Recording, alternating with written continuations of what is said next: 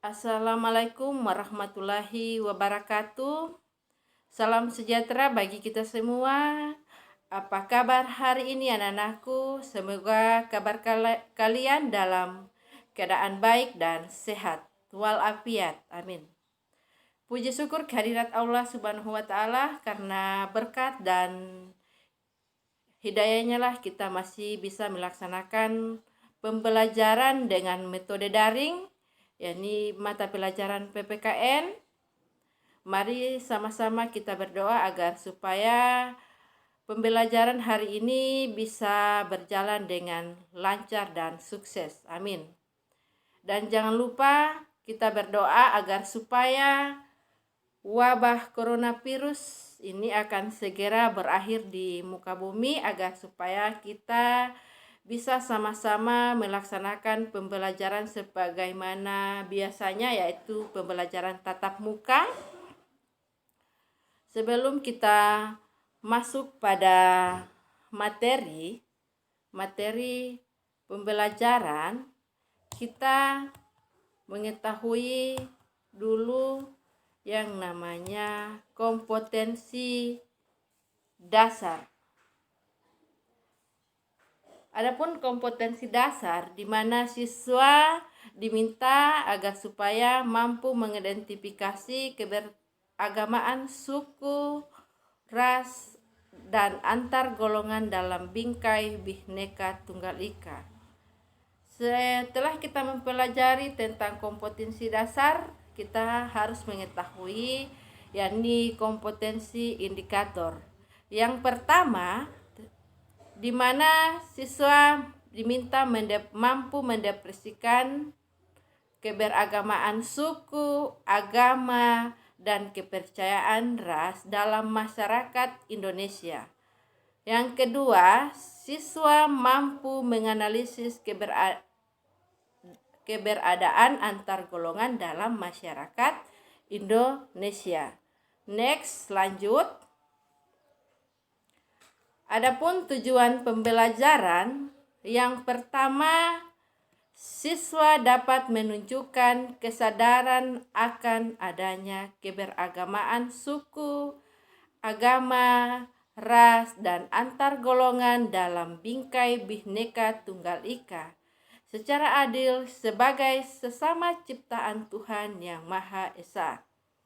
Yang kedua, siswa dapat membangun sikap saling menghargai sesama warga sekolah sebagai perwujudan menghargai keberagamaan suku, agama, ras, dan antar golongan dalam bingkai Bhinneka Tunggal Ika. Kemudian yang ketiga, siswa dapat merumuskan hasil telaah tentang keberagamaan suku, agama, ras, dan antar golongan yang ada di Indonesia dalam bingkai Bhinneka Tunggal Ika. Next, kita masuk pada materi yakni keberagaman ras. Keberagaman ras ini, suku bangsa sering juga disebut etnik. Menurut Koetningrat, suku bangsa berarti sekelompok manusia yang memiliki kesatuan budaya terikat oleh kesadaran dan identitas tersebut. Kesadaran dan identitas biasanya dikuatkan oleh kesatuan bahasa. Jadi, suku bangsa merupakan gabungan sosial yang dibedakan dari golongan-golongan sosial karena mempunyai ciri-ciri yang paling mendasar dan umum berkaitan dengan asal-usul dan tempat asal serta kebudayaan. Keberagaman bangsa Indonesia diakibatkan oleh jumlah suku bangsa yang mendiami wilayah Indonesia sangat banyak dan tersebar di seluruh wilayah Indonesia. Setiap suku bangsa mempunyai ciri atau karakter tersendiri, baik dalam aspek sosial maupun budaya. Menurut penelitian Badan Pusat Statistik yang dilaksanakan tahun 2010, di Indonesia terdapat 1.128 suku. Next, lanjut. Beberapa suku di Indonesia berdasarkan asal daerah tempat tinggal, antara lain di Pulau Sumatera terdapat suku Aceh, Gayo Alas, Batak, Minangkabau, dan Melayu. Di Pulau Jawa terdapat suku Jawa, Sunda, Baduy, Samin, sedangkan di Kalimantan terdapat suku Dayak.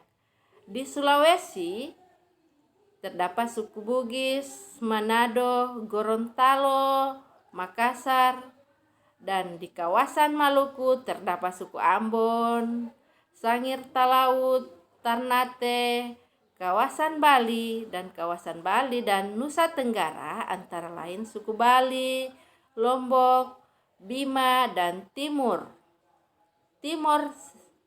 Sedangkan di Papua terdapat suku Asmat dan suku Dani. Hampir semua daerah atau suku bangsa mempunyai tarian dan nyanyian yang berbeda. Begitu juga dalam bidang seni rupa. Setiap daerah mempunyai hasil karya yang berbeda dan menjadi ciri khas daerah masing-masing. Next. Kemudian yang ketiga, keberagamaan suku bangsa dan budaya tidak menghalangi terwujudnya persatuan dan kesatuan bangsa. Hal ini akan terwujud apabila ada sikap toleran yang dimiliki oleh setiap warga negara. Mereka harus menyadari bahwa keberagamaan suku, bangsa, dan budaya merupakan salah satu kekayaan bangsa yang menjadi dasar persatuan dan kesatuan. Harapannya semoga di dalam perbedaan suku, bangsa, dan budaya seluruh warga negara tetap dapat menjalin yang namanya persahabatan. Lanjut tentang keberagamaan agama dan kepercayaan. Seperti yang kalian lihat pada gambar yang tertera di sini, ini ada tentang keberagaman agama dan kepercayaan. Ada 5 gedung atau musola, tempat ibadah. Yang pertama yakni masjid, itu adalah milik orang Islam. Ada pura, ada kelanteng, gereja, vihara. Mengapa di Indonesia memiliki keberagamaan agama? Ada yang tahu tidak? Kenapa di Indonesia memiliki keberagaman agama? Karena kekayaan alam yang dimiliki bangsa Indonesia diperlukan oleh bangsa lain. Hal inilah yang membuat para pedagang dari bangsa-bangsa lain banyak berdatangan di Indonesia. Selain mereka berdagang, mereka juga menyebarkan ajaran agama-agama mereka.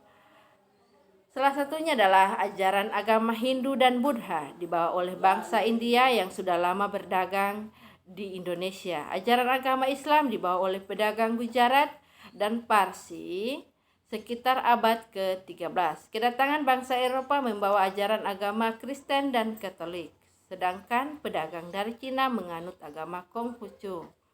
Berbagai ajaran agama diterima oleh bangsa Indonesia karena masyarakat Indonesia sudah mengenal kepercayaan seperti animisme dan dinamisme. Next, lanjut.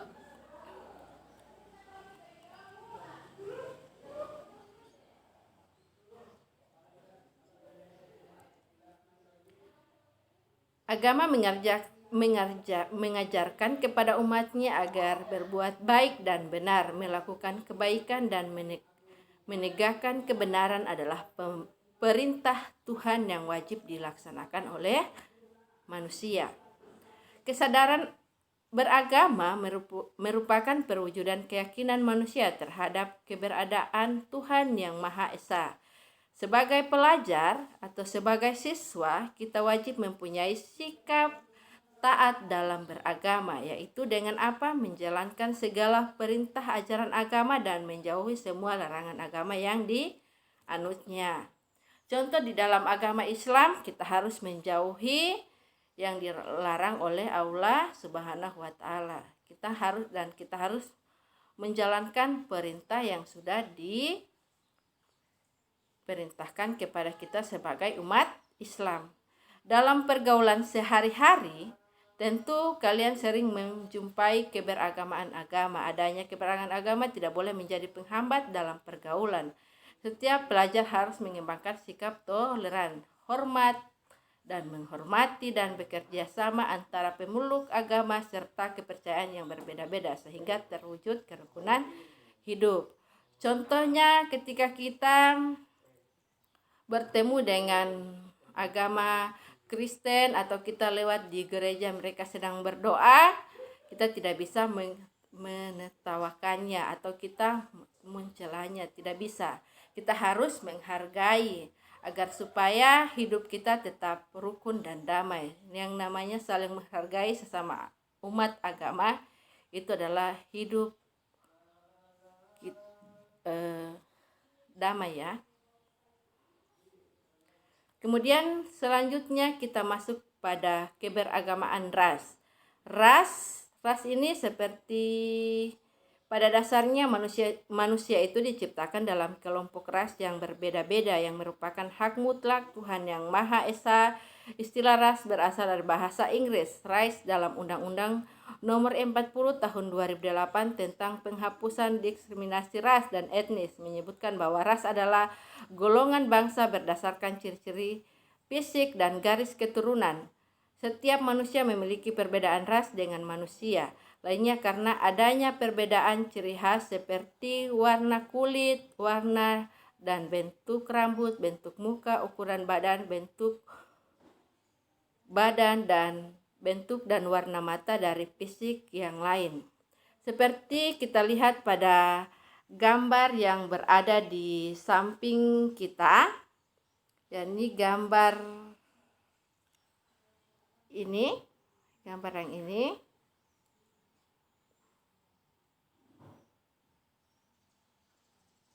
Gambar seperti gambar ini. Ini adalah keberagaman ras. Di sini adalah gambar di mana pada gambar satu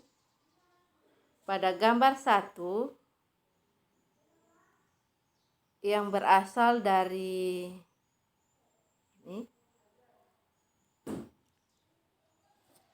Gambar 1 di mana Asna monokoid, rambutnya berdiri dan wajahnya putih bagus. Sedangkan gambar kedua yang ini, gambar kedua Malayan mongkoloid, mereka tinggi dan hitam manis. Kemudian gambar yang ketiga ini dari Malenosoid, rambutnya keriting dan kulitnya hitam, ada tinggi ada juga yang pendek. Kemudian dari gambar yang keempat, ini dari Caucasoid. Ini dia kulitnya putih, badannya tinggi, hidungnya mancung. Ini adalah keberagamaan ras, tetapi mereka saling menghargai karena mereka saling menghargai demi mencegah yang namanya permasalahan.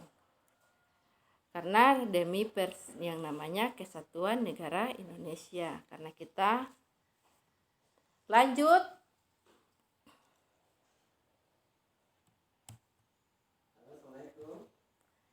Selanjutnya,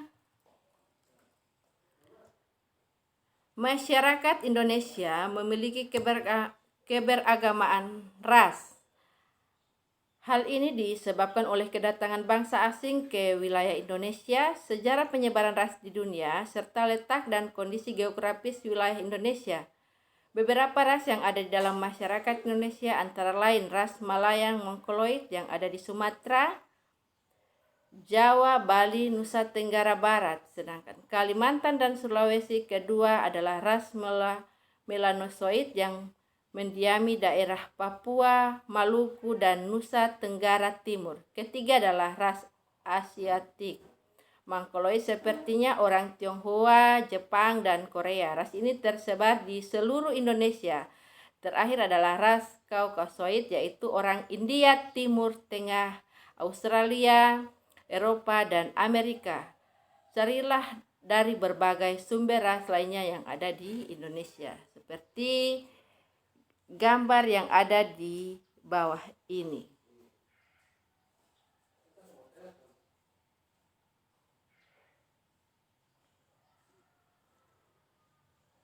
Gambar ini ya. Next, lanjut.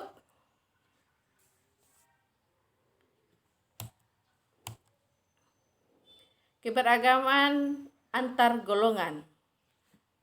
Di mana dalam sosiologi adanya lapisan dalam masyarakat itu disebut nama social stratification atau bisa disebut juga dengan kelas sosial. Adanya perbedaan kelas dalam lapisan masyarakat menyebabkan terjadinya penggolongan kelas-kelas secara bertingkat. Hal itu diwujudkan dalam kelas tinggi, kelas sedang, dan kelas rendah dengan ditandai oleh adanya ketidakseimbangan dalam pembagian hak dan kewajiban individu dan kelompok di dalam suatu sistem sosial. Dengan demikian, di dalam kelas sosial terdapat golongan manusia secara bertingkat atas dasar kedudukan atau status sosial sehingga menyebabkan perbedaan antara hak dan kewajiban. Next, lanjut.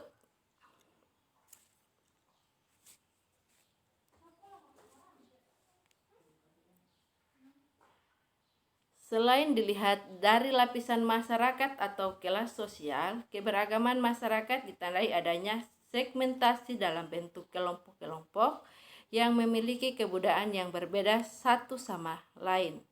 Kelompok-kelompok tersebut dapat berupa kesatuan-kesatuan sosial dan organisasi kemasyarakatan. Adanya kelas sosial dengan kesatuan sosial yang berbentuk golongan-golongan di masyarakat.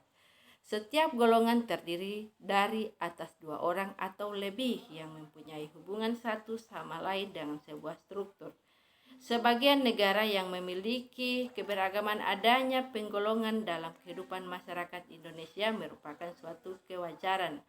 Namun, keberadaan golongan-golongan dalam masyarakat dapat menyebabkan terjadinya konflik. Hal ini dapat muncul apabila muncul perasaan etnosentrisme yang menganggap hanya kelompok atau golongannya saja yang paling baik dan sempurna, sementara golongan lainnya dianggap banyak memiliki kekurangan. Oke, next, lanjut.